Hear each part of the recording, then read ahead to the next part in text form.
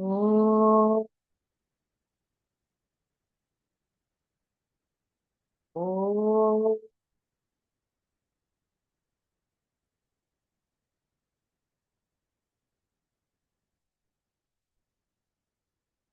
oh. Om Shri Ganeshaya Namaha. Om Shri Saraswatyai Namaha. Om Shri Gurubhyo Namaha. Samasta Jana Kalyane Niratam Karunamayam Namami Chinmayam Devam Sadgurum Brahmavidvaram Sadgurum Brahmavidvaram यो अन्तः प्रविश्य मम वाचमिमां प्रसुप्तां सञ्जीवयत्यखिलशक्तिधरस्वधाम्ना अन्यांश्च हस्तचरणश्रवणत्वगादीन् प्राणान्नमो भगवते पुरुषाय तुभ्यं प्राणान्नमो भगवते पुरुषाय तुभ्यं समचरणसरोजं सान्द्रनीलाम्बुदाभं जघननिहितपाणिं मण्डनं मण्डनानां तरुणतुलसीमालां कन्धरं कञ्जनेत्रं सदयधवलहासं विठ्ठलं चिन्तयामि विठ्ठलं चिन्तयामि. Pranams to the Lord. Pranams to all the Mahatmas in tonight's Eknathi Bhagawat session. We are in chapter 7. We finished till Ovis 511. We continue from meaning of the verse of 48.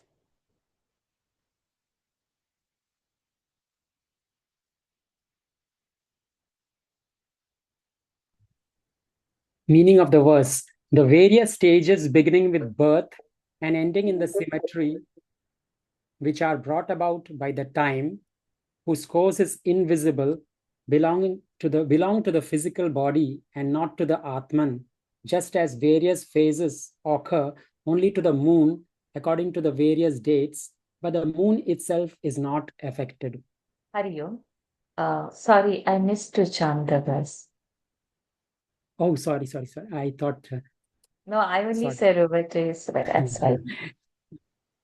विसर्गाद्याश्मशानान्ताः भावादेहस्य नात्मनः कलानामिव चन्द्रस्य कालेनाव्यक्तवर्त्मना.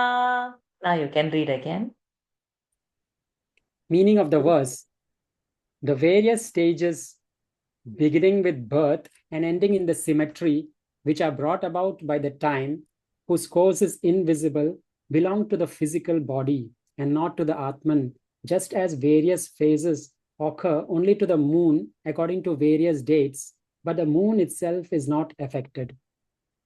512. According to the bright and dark fortnight, the moon appears to be either gradually growing or diminishing in its phases, but there is no increase or decrease in the moon. Similar is the state of yogi. 513. Similarly, birth, death, etc. are for the physical body only. Atman is eternal, without modifications, endless and deathless. 514. The pot is destructible, but water in the pot gives reflection of the moon in it. Similarly, temporary things reflect the eternal. The eternal, however, does not suffer limitations of the things which are temporary. 515. The moon is not born when the pot is produced, nor does the moon die when the pot is broken. But that moon is permanent as compared with the pot, without birth or death. 516. Similarly, a yogi is Atman and is not born with the physical body, nor dies with physical death. He is complete and indestructible. 517. The power of time is unknowable, but that power, the creation and the destruction, appear to take place. But that power of time is limited to the form, the body. It's not valid in the case of the Atman. 518. In short, It is said that time, as death, has tremendous power, but it is limited to the body only. Atman is such where time has no existence. 519. While telling about the subtle power of time as death, Avaduta again remembered the example of fire. He resumed his talk and described the qualities of fire again. कालेन योगवेगेन भूतानां प्रभवाप्ययौ नित्यावपि न दृश्येते आत्मनोऽग्नेर्यथार्चिषाम्. Meaning of the verse: by time, the beings speedily come into being and pass away. They are always taking place, but they are not seen clearly, just as the flames of the fire, which, though undergoing change, appear to be there always as they are.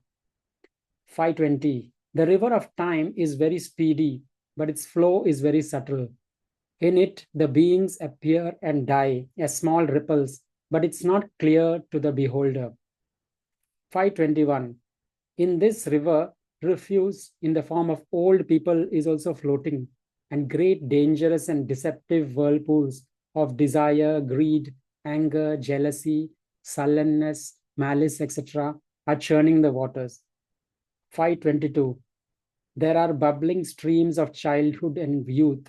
The water of old age is flowing slowly, and waves of births and deaths are rising high. 523.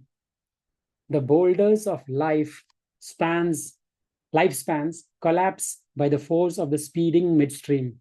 Temples of heavens, etc., are destroyed by the flow, and it also topples down the high peaks like the home of Indra. 524. The same roaring flow of this river enters down under in the Patala or the netherworld, and killing the great serpents turns their bones into powder.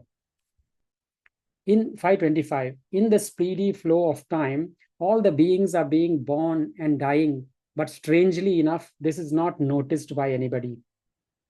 526. When at the final dissolution, great thundering clouds pour down tremendous amount of water, there is universal deluge, and large trees like gods, including the Brahma, are swept away in it very quickly from root to the tips. 527. When this deluge is extreme, Vaikuntha and Kailasa also are swallowed by it. Time stands still. This is sudden and total. 528.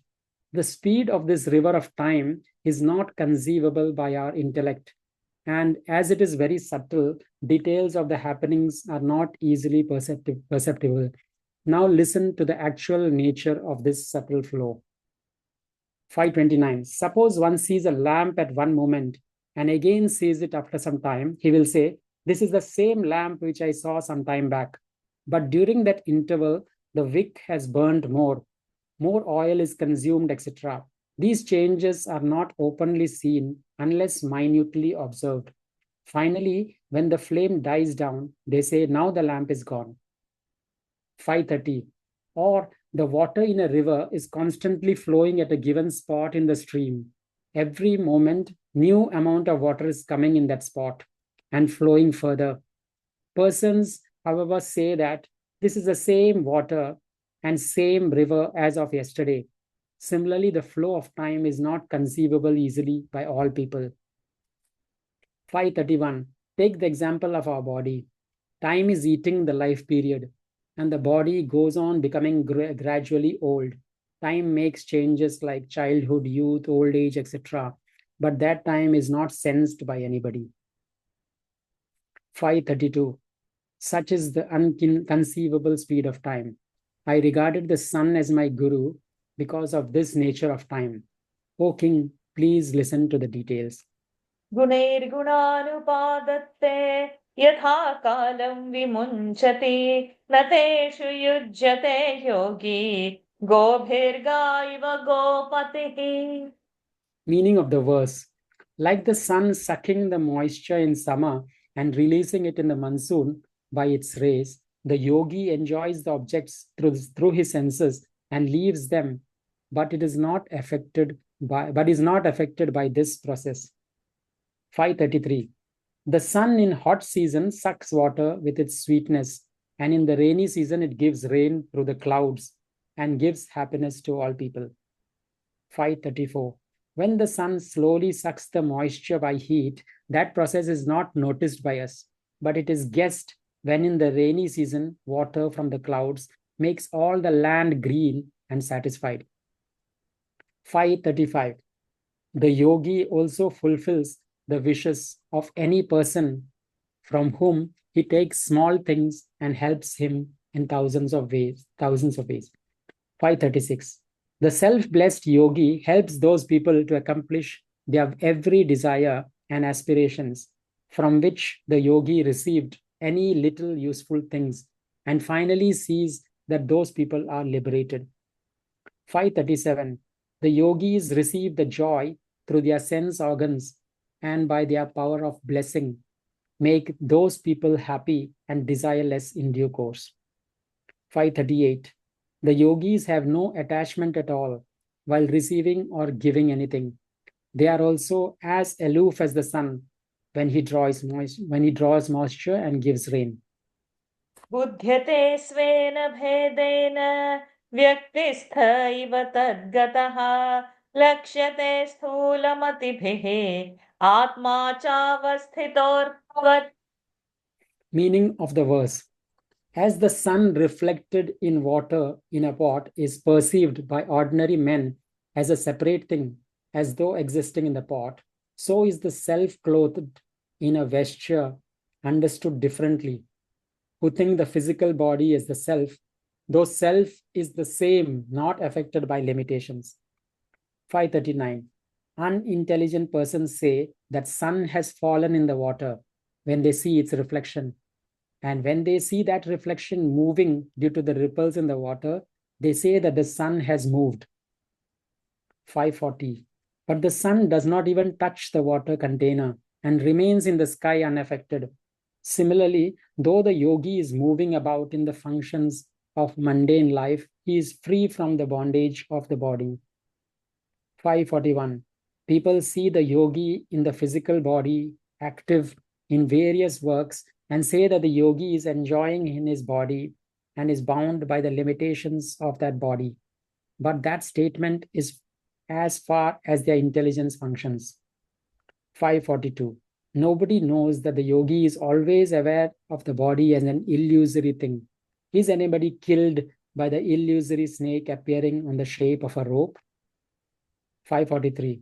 Similarly, Atman is spirit, but it is reflected in the physical body in an illusory manifestation and presents itself to be as if busy in various physical actions, but these actions are not binding him. 544. A man sees his reflection in the water, but does not say that he is drowned in the water. And similarly, one who really knows that he is separate from his body is not afraid of the actions of the body. 545. He who sees mirage and sets about building a boat is a fool. Similarly, the life is full of dangers when actually it is unreal. 546. So one should not be over-attached to wife, son, or house. Regarding this, Avaduta began to tell the story of a pigeon. नाति स्नेहः प्रसङ्गो वा कर्तव्यः क्वापि केनचित् कुर्वन् विन्देत सन्तापं कपोत इव दीनधीः. Meaning of the verse. One should not have excessive fondness or attachment for any person or object. The mind of a man who is thus over-attached becomes unhappy and he comes to grief like the pigeon of the legend. 547. The root cause of the grief in our life is the attachment to a woman. Where this attachment is more, there is all the sorrow for the man. 548. Woman begets sons and daughters, and the man has tremendous sense of possession about them, by which family man becomes very unhappy. 549. By being held tight by attachment and emotional bondage, people are always slaves to sense objects and suffer from tremendous sorrow. 550.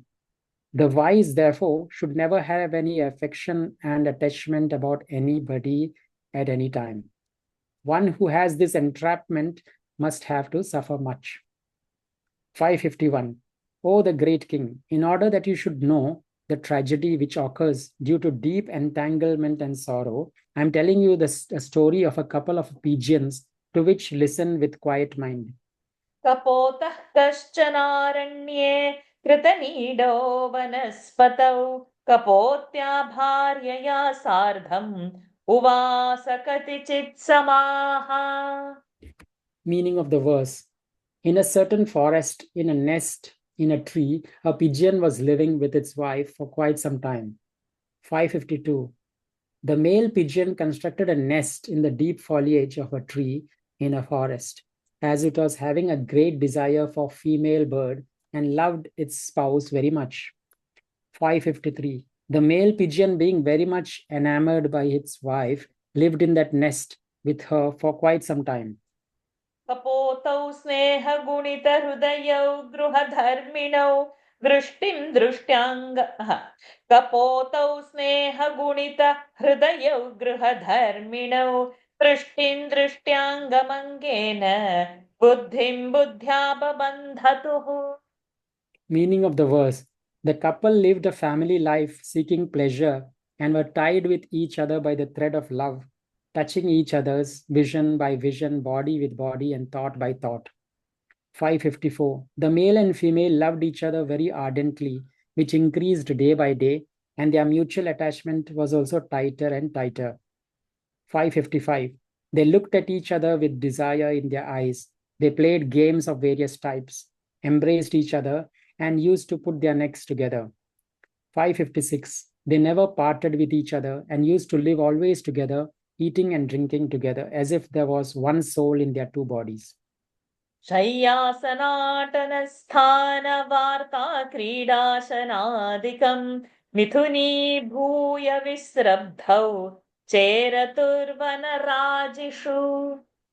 Meaning of the verse: they both wandered and flew in the forest always together, sleeping, sitting, roaming, talking, playing, eating, everything being done together, and were thus happy in each other's company. 557. They used to put in each other's beak what to one of them tasted good. The male used to give to its spouse with great love whatever it could get, sometimes after a lot of efforts. 558. He did not generally go very far, leaving her alone in the nest. Both used to fly out and come in together. 559. Both sat alone in each other's company, played a lot, sat together, and merrily played variety of mutually entertaining pranks. 560. When women were alone with their husband, they talked sweetly, make gossip about the husband's parents, criticize their brothers and brothers-in-law, and entice their husband to their way of thinking by cunning sweet talk. 561. Let it be put aside. In this case of the couple of pigeons, they sat together, touching each other's warm bodies, and slept on one feather bed. 562. Thus the male pigeon forgot what was good for him, as he was blinded by sexual pleasure which he got from the female. He was ecstatic in adoring the female pigeon. 563. They used to mate at various places in the forest. Their nest was simply one of their favorite places. All their merriment went on in the forest. यञ्यौ वाञ्छति सा राजन् यञ्यौ वाञ्छति सा राजन् पर्यन्तनुकम्पितः दन्तं समनयत् कामं कृच्छ्रेणाप्यजितेन्द्रियः. Meaning of the verse: O king, whatever the female wanted to have, the male bird, being compassionate, brought it for her, even though after a lot of efforts, as he had no control over his passions. 564. Whatever valuable thing the female pigeon wanted, it brought it for her by a lot of efforts, even at the risk of its own life. 565. It was ready even to bring her favorite things without her actually requesting for them. Then why should it not do it when so demanded? It would even sell itself to procure that thing. 566. He did not care for charity. He did not give anything out of pity. Whatever was to be done was only for the wife at any cost. 567. A fly sitting on sugar is not quick enough to escape if it is hit. Similarly, while enjoying the objects, one does not remember that old age and death are sure to come. 568. Just as truthful people abide by the commitments made by their ancestors, similarly, but quite in a different way, men of sexual drive do not allow anything to hamper or prevent their sexual enjoyment. 569. A person sees Atman everywhere if he is a real seeker, but quite contrary to that higher vision, a person who is fond for a woman cannot see anything else in the world except that woman.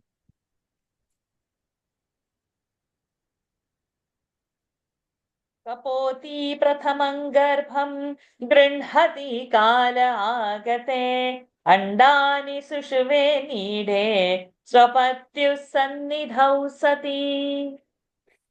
Meaning of the verse: by lapse of some time, the faithful female bird laid some eggs in the nest for the first time, while the male was near her. 570. The female was already an object of total love. What can be said about the condition of the mind of the male pigeon when she was laying eggs in her womb? He was maddened as a miser who by luck suddenly finds a chest of coins. 571. So he started to make a great fuss about her pregnancy, just as a monkey dances madly when it drinks liquor.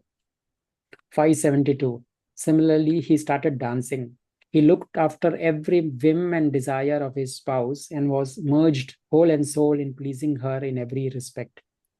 573. When one day she actually laid eggs, his happiness was beyond limits. Even all the three worlds were short for it. तेषु काले व्यजायन्त रचितावयवाहरेः शक्तिभिर्दुर्विभाव्याभिः कोमलाङ्गतनूरुहाः. Meaning of the verse: in due time, by the unscrutable and unimaginable power of the Lord Hari, very tender young ones were born out of those eggs, with all their limbs properly developed. 574. The power of Lord Hari is strong enough to make the impossible things happen, the scope of which even God the Creator does not know. The limbs of the young ones were developed in the eggs by that supreme power. 575. First, only liquid was contained in those eggs. In it, nails, wings, beaks, and the openings of their eyes were created. That is the divine miracle. 576. Eggs broke and delicate young ones came out. Looking at those, the parents were overwhelmed with joy. प्रजापुपुषतुः प्रीतौ दम्पती पुत्रवत्सलौ शृण्वन्तो कूजितं तासां निर्वृत्तौ कलभाषितैः. Meaning of the verse: being pleased and happy to listen to the tiny notes of the young ones, the parents nurtured those young ones with great joy. 577.